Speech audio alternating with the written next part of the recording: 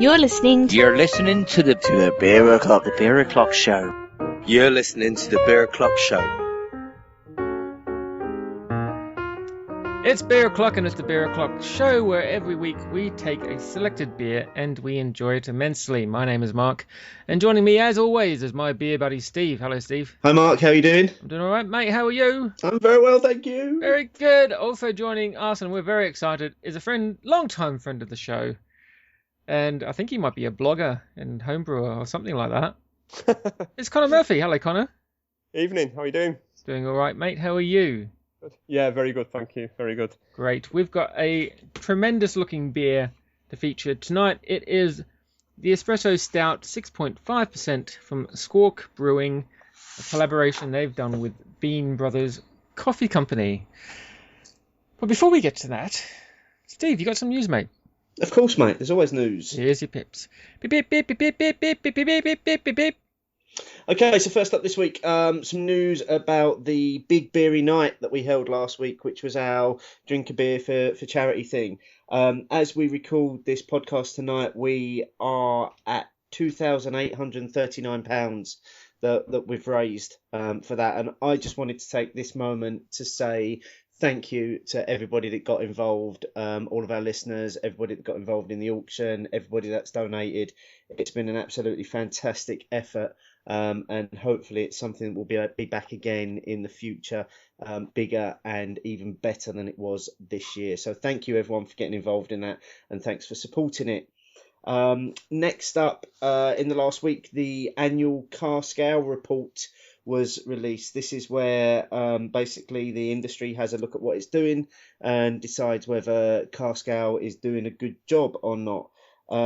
Basically, there is a trend towards cask ale drinking amongst drinkers these days. Cask is forecast to hit around 20% of on-trade beer by 2020, which is fairly significant when beer accounts for 64% of the average pub's sales. Industry experts are saying that cask ale is now cashing in on what people want from pubs today, which is a premium experience that can't be replicated at home.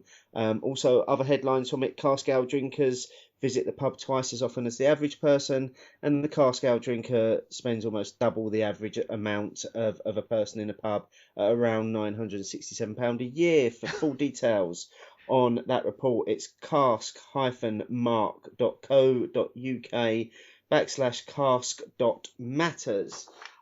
Next up in this week's news, World Beer Awards were this week. And apparently the world's greatest beer is now Fishtail. Fishtail Ales Beyond the Pale. This is the world's greatest beer. So this was over 1,000 beers from more than 30 countries entered into the awards, with judges blind tasting the beers. Final two rounds were held in London, where 50 international brewers, industry experts and journalists tasted and voted on the beers. There is a massive list. Go and have a look yourself and see all the various winners, all the different styles and everything. You can see it at www.worldbeerawards.com. New beer news. Thornbridge have released Tart, which is their Bakewell Sour. That's now available in bottles from their website. A beer that I finally got to try back at the London Craft Beer Festival. Thoroughly enjoyable collaboration with Wild Beer. I would say find it and give it a go. And then finally, just to say that Beer Merchants have got a new website. It's brand spanking new and it's all shiny, and they're stocking a lot more beers on there now as well. They're now to around 500 products or so on their website. And linked to that, the guys have joined our ever-growing list of online suppliers that offer our listeners a discount. Oh. So we're now one of only 2 people that carry a discount for Beer Merchants. So that's another 10% that you can get. All of the details are on our beer list page on the website, but check out beermerchants.com and you can use our new discount code to get 10% off there. And that's it for this week's news, mate. Oh, very good. That is quite a big chunk of news to get through. It is, but I've tried to keep it down, mate. I've tried to keep it down so it's not so much me. Well, how about a little bit more of you, mate? How's your beery week been? No, let's have some of you now. Me?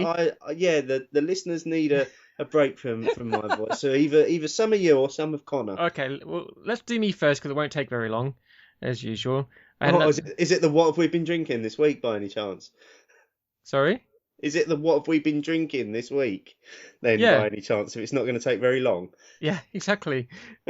I did ask how your beery week is. My beery week came down to a Friday night when I had Wolfie Smith from By the Horns Brewing, which was in the latest Ebria box that they sent us. Lovely hops, not so much lovely malt, in my opinion. They kind of ruined the beer for me. I think it was a little bit too malty. A bit lighter malt would be much nicer. But, it's a decent beer anyway, 5.2%. Yeah, it's got Admiral, Amarillo, Chinook, and Pearl. So a nice little combination there. But otherwise, I've not got around to trying that one yet. It's an IPA, isn't it? If I'm not mistaken. from memory, I think so. Yeah. Okay. So you'll like the hop flavors come in. For me, it was just if the malts were a bit cleaner, it would have been nicer. Okay. But, maybe I'll try and get that down me this week and see what I think. Yeah, be good to hear your thoughts. Okay. Connor, how's your beery week been, buddy? It's been good. Yeah. Actually, the last night I was out was during Big Beery Nights when I went down to my local, I call it nowadays, but a new place that's open in Heaton, Mersey called Bottle. And I really enjoyed Easy Answers IPA by Burning Sky. Really, really lovely beer. So that was good. And Quantum's Brett Sea Pale as well, which was their pale ale that they do fermented with Brett, which was nice, funky pale ale with all the good hot flavours that we all know and love too. Cool. Anything else that you want to report? Yeah, I've got myself a bottle of Wyoming Sheep Ranch as well, which seems to have been bottled in the last couple of weeks, which I'm very excited about. I've not cracked it open yet, but that's in the fridge chilling. I might just lay into that one after the show tonight. So. I couldn't resist. I got 2 bottles of it, and when I realised they were less than a week in the bottle, they both went in the same evening. as quick as I could chill them, they were gone straight away. And that is a beer that's tasting banging at the moment. Oh, good. I'm glad to hear it. I've also got had a few Firestone Walker beers recently as well. Beer merchants have started doing them, so I grabbed a few off there. And as ever, really, really, really good. I mean, Double Jack is just one of the best double IPAs out on the market at the moment. So I really enjoyed those too. Cool. How about you, Steve? How's your beery week been? Yeah, beery. The Friday night, the Big Beery Night was an interesting one. I was at Sean Smith's pub, kind of running the auction and things, and literally getting my glass constantly filled. We had a little bit of a cheeky bottle share down there during the evening, so there was a lot of beers drunk that night. And then on Saturday night, I went to a tap takeover and a Meet the Brewer in Colchester at the Victoria Inn. Oh, nice. Weirdbeard were down. And this was interesting because it was a tap takeover that was actually as a result of Twitter and public demand that the guys from Weirdbeard come down and do it. So they agreed, they came down, they put a load of their cask beers on and a few of their kegs, and it was a really good night. The 2 standout beers for me were Hit the Lights, which I had on cask, which is an IPA, just over 5% IPA, which sad to hear actually that Brian, who was there from Weirdbeard, actually announced the retirement of that beer on Saturday night. They're no longer going to make it. So the batch that I had was the last batch that will ever be available of that. Oh. And basically he said his reasoning for it is because he loves it too much. He said he loves it so much he wants somebody else to produce it so he can enjoy it without having to put the effort in to it. So I actually think he was suggesting that he was looking to let somebody else take that recipe and start producing that beer. So that'll be interesting to see if that actually comes out. And then probably the beer that was then the real highlight of my week was their 5 o'clock Shadow, which is their American IPA, coming in at 7%. I had a couple of pints of that, and that was tasting really cracking. So yeah, it was a good week in all. Very good. Well, talking about beer as we always do, let's get into this week's one, mate. Yeah, let's. This is our first stout of the winter season. Yep. Espresso First of Stout. many. Now, is this considered a Squawk beer or a Bean Brothers Coffee Company beer? Oh, it's a bit of both really, but mainly, yes, Squawk drive it. The brewer at Squawk, Ollie, used to work at the coffee shop which produces the beans. So because he's from Huddersfield, so he worked over there, set up a brewery in Manchester, and decided to do a collaboration brew with them. And it's the only one in the Squawk range that's consistently produced. They don't have a core range, don't repeat any beers apart from the Espresso Stout, and that's just down to popular demand more than anything. But check out that when it's poured out. Bloody hell. Yeah. Just to pick up what Connor was saying there, Connor's actually also did an interview with Ollie for us for this week's show. So that's on the end of tonight's show. It'll be a nice change for our listeners to hear somebody else conducting the interview rather than myself. So yeah, and Ollie talks about this beer and the background of it and where it came from, and all the other bits about the brewery and how it comes about, and also they chat about Indy Man as well. So make sure you hang around for that one at the end. And as I was saying, poured out, lovely and black. Yeah, with a look at that. Gorgeous, like a almost light milk chocolate head on it. The colour on it. You can't even get a light through that. It's so thick and dark. Yeah. Which is lovely. It's just what I look for in a nice stout. It's got a kind of nice heft to it as well, isn't it? It's smooth, slightly oily. It really, really holds well in the mouth. Well, are you drinking it already? I am. I'd started before you'd even cracked it. Sorry, I couldn't wait. Connor. Is it that good? Anyway, Steve, we have to catch up. So yeah, we do. Cheers, guys. Cheers.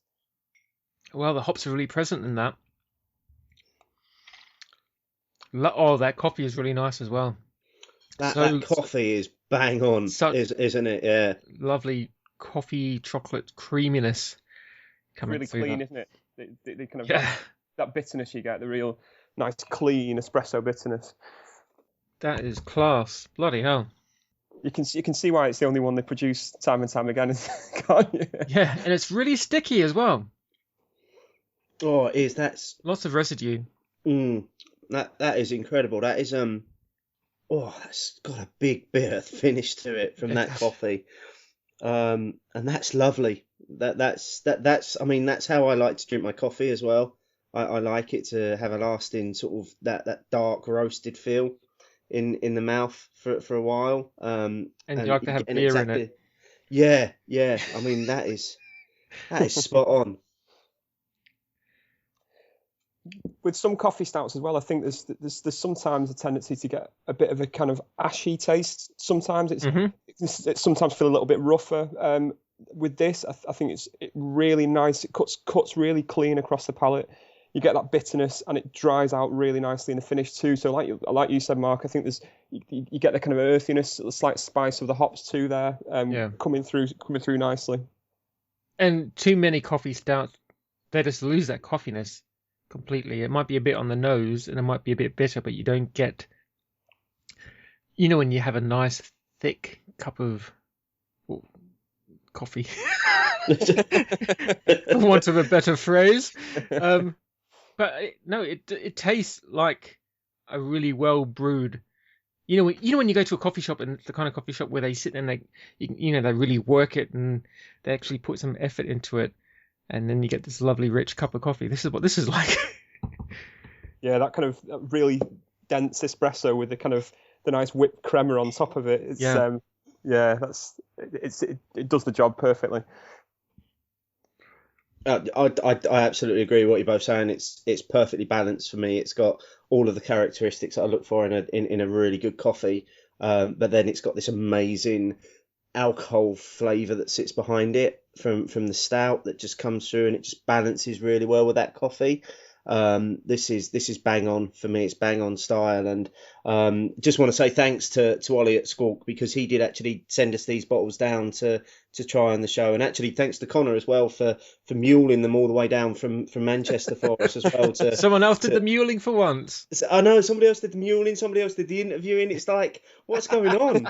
It's like I'm no longer needed. Yeah. Yeah, we're outsourcing finally. Yeah, Labour's cheaper in Manchester. So.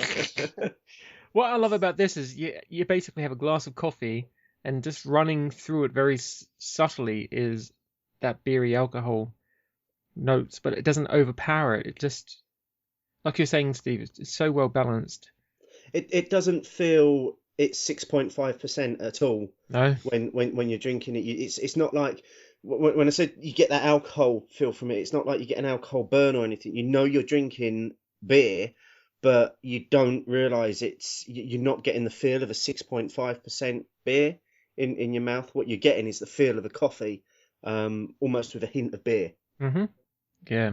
Super dangerous, 6.5%, and being so drinkable. Incredibly dangerous, yeah. Yeah, I think he's got the body just right. It's because it's got that heft. It holds up well in the mouth. It's slightly oily, but it is also really drinkable. And that dry finish helps that. It goes down so well, and it gives you there's a slight residue in the mouth, but that clears quite quickly. So it leaves you wanting more constantly.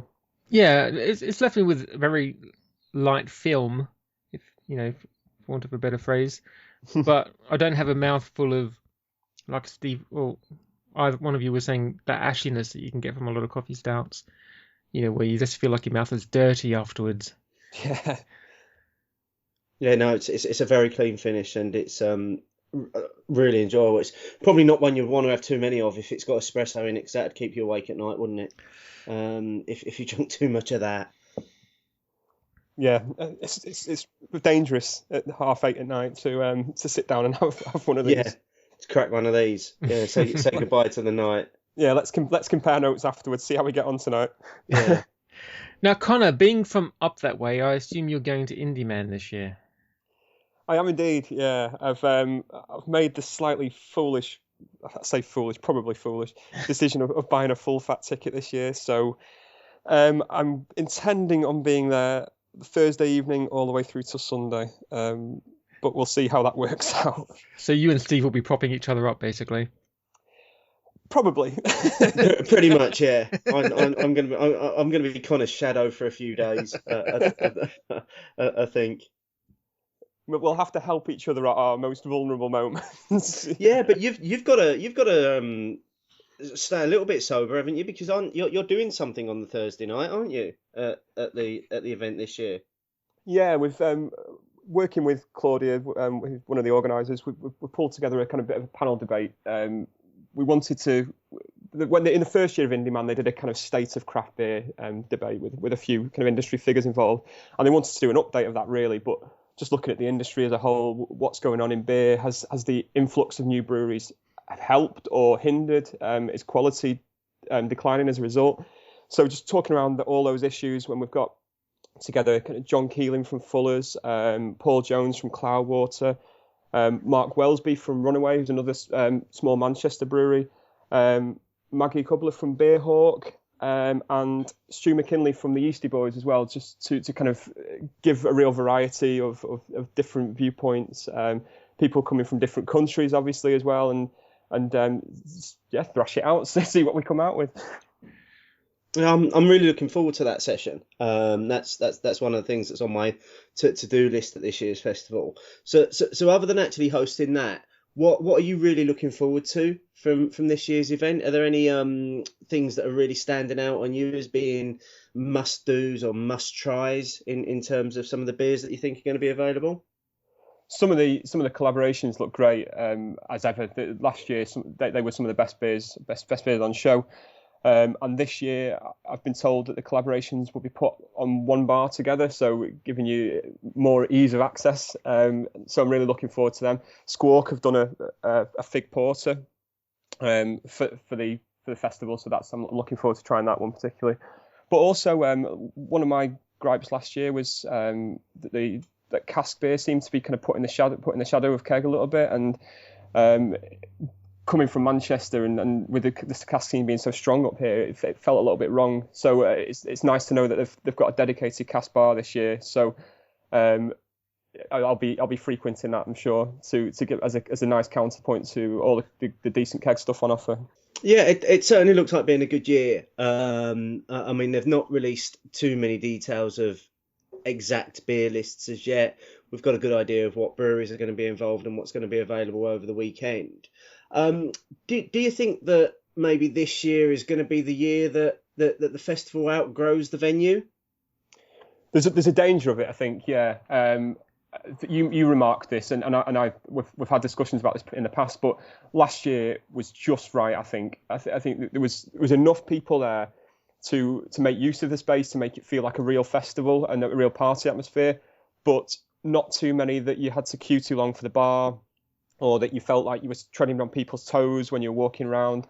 And the venue there's not much more room for expansion.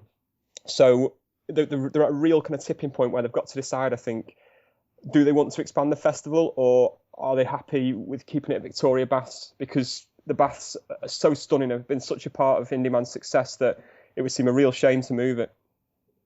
I suppose the risk is if you don't move it, what you end up doing is you end up essentially closing it to a huge amount of people that aren't quick enough to get tickets off the bat. And I suppose, as you say, it's a tipping point for the organisers this year. It'll be interesting to see at this point in 2 weeks' time whether we're remarking whether it was too busy, too crowded. Yes, it needs to move venue. It'll be interesting to see what the festivals like come the weekend. I think it's a good question, and I think yes, it's getting that way, because last year was the perfect balance between a great atmosphere, a busy rooms throughout the whole festival, but also short queues for the bar, and you didn't feel like you were kind of treading on people's feet when you were walking around the place.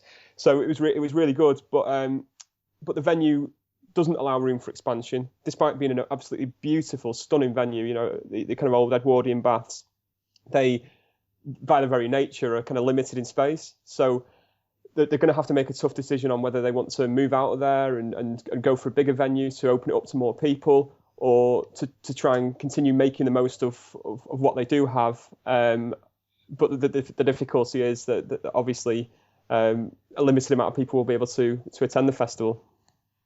Yeah, I think it'll be interesting to see that, you know, in the next couple of weeks as to what the festival is like. I mean, I'm really looking forward to it again. I'm really excited about it. I'm excited about trying new beers, and I'm going to be searching out new beers to try this year. So I'm going to go on public record to say now I'm going to try not just to steam in and just be drinking pints of Cannonball and Halcyon for the entire festival. I'm going to try. I'll hold you to that. Yeah, someone needs to. But yeah, I remember you last year when you skipped merrily to the Thornbury stand, shouting "Halcyon, Halcyon." Yeah. A few people commented on that. It was literally like I saw it go on the bar, and it was the quickest 100 meters ever. Yeah, no, I'm looking forward to trying a lot of the new beers. I'm certainly looking forward to trying. I want to try a lot of the local stuff as well. So I want to try a lot of the stuff that's going to be on from around the sort of like the Manchester scene, and that I'm looking forward to giving the Cloudwater beers a try, and I'm looking forward to trying Squawk stuff as well, because if the beer we're drinking tonight is anything to go by, then what Ollie's doing there is absolutely bang on. Yeah, it'll be good to see. Ollie's taking. They've got their own portable bar, which they take around with them to do markets in the local area. So you'll be able to see him a mile off. It's a Squawk branded bar, and he's a really good bloke as well. So if you're at the festival and you want to try Squawk beers, definitely have a chat with Ollie too. He's a really passionate guy, and we'll be happy to spend some time with you. But keep it like you say, Steve. There's other Manchester brewers there as well, and keep your eye out for Runaway and Cloudwater, who are doing some great stuff at the moment. Mark at Runaway is a virtually one-man band, a small brewery making some really cracking stuff, really consistently good beer. So he's worth seeking out. So, let's get our final thoughts on this beer, guys. What do you think of the Espresso Stout from Squawk? I think you've all had plenty to say about it, but let's get your summary of your thoughts. Connor, let's go to you first, mate. I can't give it high enough praise, really. I think it's of the modern beers being produced in Manchester, it's one of the best out there at the moment. And I think it's a lot with a lot of coffee stouts. A lot of the ones which are higher in strength tend to just be a little bit too thick for me sometimes. And I've kind of mentioned before about that kind of ashiness you sometimes get. Yeah. It's just such a great balance between heft and drinkability, and I love a good beer that's drinkable, that you can feel like you can knock it back. So that's what makes it such a cracking beer. Yeah, I think that sums up my thoughts perfectly. Steve, what about you? Yeah, I'd have to agree. It's perfectly balanced. It's light enough to drink. It's like a boozy coffee. It's absolutely perfect, and it gives you the lasting bitterness and coats your mouth in a way that a really good coffee does. And I think that's the difference between a coffee beer that's been done really well and one that hasn't, and this is clearly one that's been done really well. Yeah. Cool. So that's the Espresso Stout from Squawk, collaboration with Bean Brothers Coffee Company. Squawk are from Manchester and Bean Brothers are from Huddersfield, both up north. Steve, do you have an Instagram of the week, mate? Yes, mate. The winner of this week's Great Big Box of Nothing, the prize is Eric Likes Beer for a cracking picture of a glass of beer in his fridge. It looks like he'd literally emptied the fridge to take this picture, so there's some real effort gone into that piece of craft wankery there. So congratulations, Eric. The great big empty box of nothing is on its way to you. And if you'd like a chance to win your own empty box of nothing, put your picture up on Instagram, use the hashtag Cheers Guys, and if it's the one that catches my eye next week, you will be the winner. The elusive prizeless prize. Indeed. So, and finally, mate, I think I saw some kind of whisperings on Twitter today about this. But what's the hot topic for this week? Okay, so this week's hot topic was a simple question of picture taggers, yes or no, and why. And I think the actual question perplexed a lot of people. They didn't know what I was talking about. It's essentially, and we've got our number one fan to thank for this. This was one of his suggestions. So Miles, this is your fault that this one's gone tits up this week. Basically, over the summer, and I did notice this as well, because I got to the point where it fucked me off. To the point where I actually changed our Twitter profile settings so people couldn't do it anymore. But we were getting tagged in to pictures of beer that the World and his wife were taking. And there was one guy in particular, and I'm not going to name him, but he was literally tagging me into a picture of every single beer he was drinking. And this isn't, when I say tagging, I don't mean that he's actually putting @BeerO'Clock Show in the tweet. What you can do is you can use the picture option in Twitter to actually tag people into the beer. So you can get your 140 characters in the tweet, and then you can add up to 10 people in the picture. So it widens your reach. And there's been a bit of a prevalence as well of kind of medium and larger size companies are doing the same. They're tagging bloggers in, and they're tagging people that broadcast about beer into their pictures as a way to try and get their products known. And it was that kind of finally broke the camel's back with me. Was I was just fed up with being tagged into every picture of every beer that people were drinking. So I changed the settings so you now can't do it. So if people actually want to tag us into something, they've got to mention us in the tweet. And this week's hot topic was simply, what do people think of those picture taggers? So in response to the question that I put out on Twitter earlier, Clayfish came back with some tweets that I can't repeat live on air due to the language in them. Lou on Brew said it's only happened to her once on Facebook. She's disabled her Twitter tags, but it's probably only a problem for world famous podcasters. And then the guys from Hop and Barley said it's bad when it's shamelessly employed as a marketing tool by social media agencies, and that they think it's poor etiquette. And I suppose I wanted to get I'd love to get Connor's thoughts on this, because Connor sometimes has this sort of alter ego that gets a little bit angry and ranty, and I want to know if that side of Connor has ever been awakened by people tagging you into pictures that you don't necessarily want to be tagged into. Yes, in short. I think you touched on it there with one of the tweets. I think Hop and Barley said it's just poor etiquette. I think I'd only expect people to tag me in a photo if A, I know them and know them well, if they're my friends, and B, if it relates to me in some way. So I think just tagging me randomly in pictures to get my attention, I'd rather you didn't. There's enough going on Twitter, enough going on in life in general that I don't need to be spammed by 50,000 pictures every day. And I think that's a point that I got to as well. But disappointingly for me, because I've now disabled it on Twitter, it means that when I am out with friends, they can't actually tag me into the pictures if they've taken a picture of me within that image, and they have to use up the characters in the tweet if they want to. So it's unfortunate that it's got to that stage. Mark, have you got any views on this one, mate, this week? I've never been tagged in a picture except on Facebook. If I'm not in the picture and you tag me, you will receive my undying ire. Wrath of Mark. Because frankly, I think that's bullshit. Don't tag people unless they're actually in the photo. If you want me to look at it, then just at me. Yeah.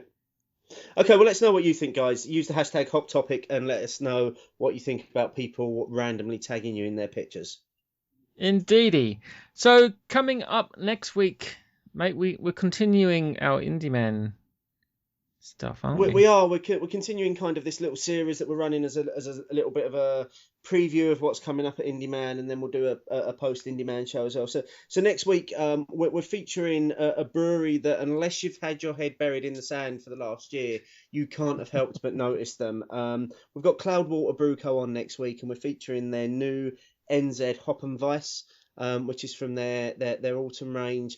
Plus, we've got an amazing interview with Paul Jones, who's one of the co-founders of Cloudwater. And possibly next week, we might be at a stage where some beer lists have been released for Indy Man as well. So I might be able to get a little bit excited on air and tell you which beers I'm most looking forward to drinking that aren't Cannonball and Halcyon. What do you mean you might get a little bit? You're already too excited. I am giddy with excitement. This is almost... We're almost on the verge of being the Indy Man o'clock show. Well, it is, but you know, when something's good, you've got to celebrate it. It is your favourite time of year when Indy Man rolls around. This is my favourite time of year. It's better than Christmas. Big eats Christmas, yeah. Yeah. And next week's show might have the highlight of being the one show where the interview at the end after the tinkly music is longer than the actual show itself. Absolutely. I recorded an interview with Paul that literally could have gone on for hours. I have to say, in all the interviews that I've done for the show and all the chats I've had with people, I don't think I've ever spoken to anyone that came across quite as passionately about what he does as Paul Jones from Cloudwater. So that's definitely one to keep your ears open for next week. But Indeed. Also make sure you hang around for tonight's interview as well, which Connor did for us with Ollie from school. I was going to say that. Oh, I'm sorry. I felt as though I had the segue, so I was going with it. Fine. Yeah, Ollie from Squawk, interviewed by the charismatic and handsome Connor Murphy after the tinkly music. Don't forget you can get your beers from Ales by Mail, Beautiful Beers, Beer Merchants, and eBrea, who all now offer a 10% discount to Beer O'Clock Show listeners on any beers from their range. Check out all the details on our beer list page on the website. Connor, where can people find you, mate, online? I'm a pest on Twitter at Like the Murphys, so check me out on there, and a blog at beerbattered.co.uk. I'm going to be doing quite a few pieces in the build up to Indy Man. I've kind of got seven blogs that leading up to the event with perspectives from different people, including your very own Steve Bentel. So keep an eye out for that. Very good. No one ever asked for my views on shit. It's because you're not going. I know. One year I will. You can find us online at beeroclockshow.co.uk, on Twitter at beeroclockshow, on Instagram at beeroclockshow. Steve is on Untapped at beershowsteve. I'm on Untapped at beershowmark, and I'm on Twitter at beershowmark.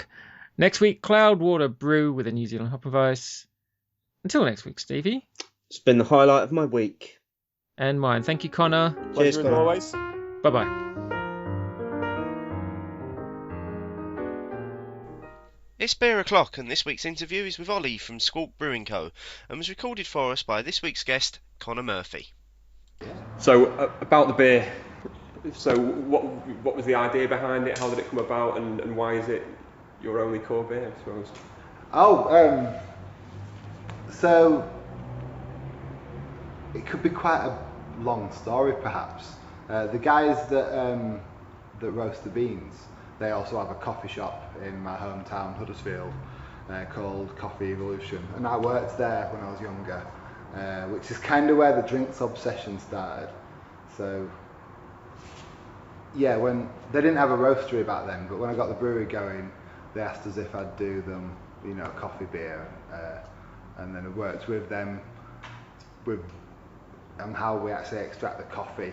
It never boils, which is a bit of a difference. A lot of breweries will boil it, and you get a lot of oil from that, which affects the head. It'll sort of just make the head of the beer disappear, and you also get a lot of bitterness if you boil the coffee for a long time. I'm wandering off a little bit, but so that when they started roasting the beans, they asked us to do this beer, which I said, yeah, you know, we'll do it. It was supposed to be a one-off, like all the other beers, but it was a bit of a winner. It's almost the only one that I'm quite happy with, because you get that in a lot of brewers will tell you that they're never quite happy with what they've made, you know. It's one of, I've heard it compared to a golf swing almost, where it's a sort of a never-ending quest for perfection. There's always something you could have tweaked, something you could have done. What's behind the decision not to have a core range? A little bit. My job before this was I was a chef, which is where I started homebrewing with the other chef. When you're a chef, you make the same thing over and over and over and over again, you know, over and over and over. And so when I came in, I thought, well, I don't have to. Why is that the way? Why? Because it seemed to be a bit of a default. You open a brewery, you get yourself a core range, and you keep making them over and over. And part of the thing that attracted me to brewing was the fact, you know, you could start out with the same like base ingredients, treat them differently, and come out with 1,000 different beers. You know, from exactly the same things. You can, you know, alter different parts of the process, and you can make it sweeter, drier, you know, more bitter. The possibilities are endless, you know. So I thought, well, why bother? In a way, a lot of people told me that I'd really struggled to get repeat customers that way, and I haven't found that, and I think it's better, really, you know. The idea was that I'd hope that people would see like the logo and think, yeah, I've had a nice pint from there before. Hopefully, this one will be nice, and it, you know, some people would see it and think, yeah, that's probably going to be a good beer. So we'll try another one from them and keep it different. There's hundreds of ingredients that you can use. So why? It just seems a shame to put yourself in a pigeonhole a little bit and say, right, this is the beer I'm going to make for the rest of the brewery's life. You know? And so yeah, that was a little bit of why, and it keeps it interesting on my side. Recently I've had a little bit of a phase of I've been making drier beers over the summer, maybe, you know, probably to taste. Now the winter's coming, I'm starting to give them a bit more body and sweetness, and almost a bit, you know, almost seasonal ways, but yeah, and the hops are always different. Right, so the brewery getting started, and so probably almost a traditional route into the microbrewery world was homebrewing. Started homebrewing. Well, the first one I did, I was 13 when I figured out that you could buy all the equipment to make beer when you were underage, you know. And I was like, right, I'm having some of that. Did it in my bedroom, got drunk, went to school, got caught. That was the last time I homebrewed for quite some years. That's how long I've been interested in it. When we're doing some history exam, thinking, oh my God, what have I done? And yeah, I got into trouble, big trouble on that one. So then the next time we decided to have a go was like later on in life. I was a chef, fortunate enough to be working in the kitchen with one of my oldest friends. So on our days off, the restaurant was shut on Sunday and Monday. We used to borrow bits of that out of the kitchen, like the massive 100-litre pans, and take it back to my place and cobble together some homebrew stuff, you know, an old cool box for a mash tun, and then the pans to heat up the water and to boil and we should come back. Obviously, we would have never got away with such stuff. But yeah, it was just like an eye opener. We went straight in, tried to do all grain brewing. Didn't know really anything about it, following some old recipes, and the first time we did it, we ended up with an alright beer, and wow, yeah, really good. Enjoyed it, and it's one of those things you can obsess about as much as you like. The more you read, the more there is out there, what's going on in there, the science behind it, and that is kind of what happened. We got a bit obsessed with it, and then everything became about maybe taking the step into this world. So I had a bit of luck on the way and a bit of bad luck in places. Managed to get going. A little bit. So you think, right, maybe I could do this for a job, and then you go out there and you start finding other breweries. So I'm from Huddersfield, and you're never really far away from a brewery in Huddersfield. I could hit a cider press with a stone from my front door. And then there's summer wine breweries just down the road.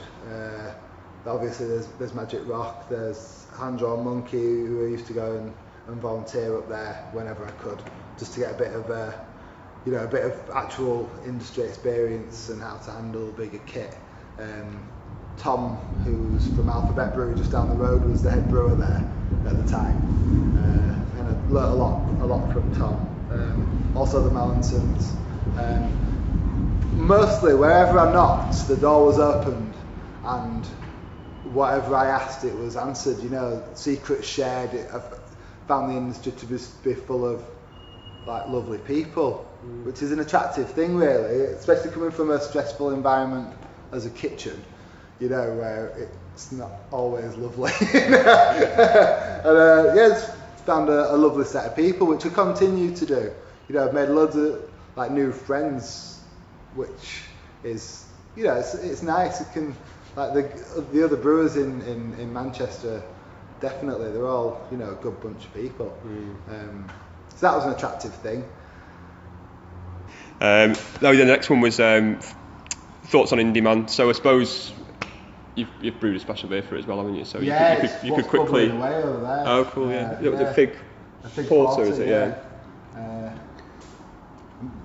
Thoughts on Indy Man, dead exciting. It just seems like the people that run it are sound. Matt was who's part. I don't really know how many people are organising it. I see Claudia and Matt involved a lot. And I had a lovely day. Came down for the brew yesterday, chopped some figs, about 50 kilos of figs, like a mountain of them. And that's another thing. I've never met him, but he's just another one of those people who I've met through the brewing world, who's just had a really good laugh all day. And the festival's great. The building's amazing. There's loads of good beer on. I don't know. Thoughts on how does it differ to other festivals, do you think? Because it is very different, isn't it? Yeah. In many ways, to what you like. I remember in my youth, I used to go to Canberra festivals, and I still enjoy them to an extent, but they're very, very, very different. The food, the atmosphere, the demographic. Yeah, exactly. Yeah. Yeah, definitely. Yeah, those things. I've got to try not to. Exactly. Yeah. But I do prefer a beer festival where I can go and get a load of keg beer, because I probably fluctuate actually a little bit. I probably prefer it. If I had to pick one, it'd probably be keg. So that's ace. It's also, I don't know, the building adds a lot to the festival, I think, because it's almost, you can explore the building. There's all the little rooms there. You can go into the different pools. Just so you. Yeah, no, but it's just there's all the Victorian changing rooms down the side of the pools with different people end up sitting in them in various conditions throughout the festival. What next for the brewery? Right, yeah, well, from a small business point of view, sort of got out of the mud, if you like, of that first sort of initial period where everything's cash flow's the nightmare.